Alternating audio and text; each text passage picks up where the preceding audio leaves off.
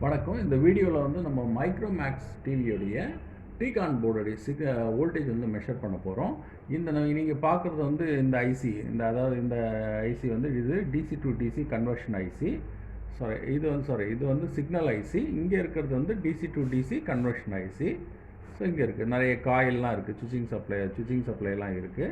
So இதோடைய VGH, VGL, ஏவிடிடி, டிவிடிடி and became வோல்டேஜ்லாம் நம்ம பார்க்க போகிறோம்.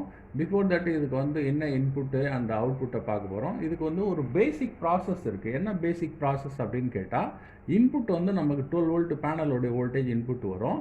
வந்த உடனே நமக்கு விடிடி, அதாவது 3.3 வோல்ட் வந்து நமக்கு எங்கே போகும்னா இந்த சிக்னல் ப்ராசஸர் போர்டுக்கு போகும். அதாவது இந்த சிக்னல் ப்ராசஸர் போர்டுக்கு போகும்.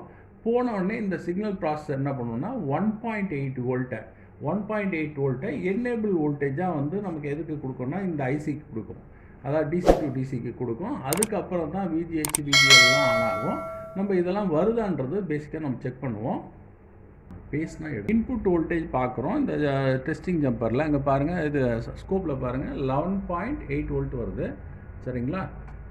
அடுத்தது விடிடி வோல்டேஜ், அது வந்து ப்ராசருக்கு போகும்.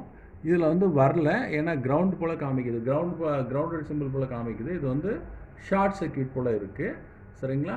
இதை தவிர்த்து மற்ற வோல்டேஜ்லாம் வருதான்னு பார்க்கணும். வராது, ஏன்னா இது 3.3 வோல்ட்டே வராதனால மற்ற வோல்டேஜும் வராது. நம்ம இதை செக் பண்ணுவோம். நம்ம விஜிஹெச்சை செக் பண்ணுவோம். விஜிஹெச் வருதான்னு பார்ப்போம். விஜிஹெச் வராது, ஏன்னா 3.3 வோல்ட் போனால் தான் எனேபிள் வோல்டேஜ் 1.8 வோல்ட் வரும். அதுக்கப்புறம் இந்த ஐசி ரன் ஆகும்.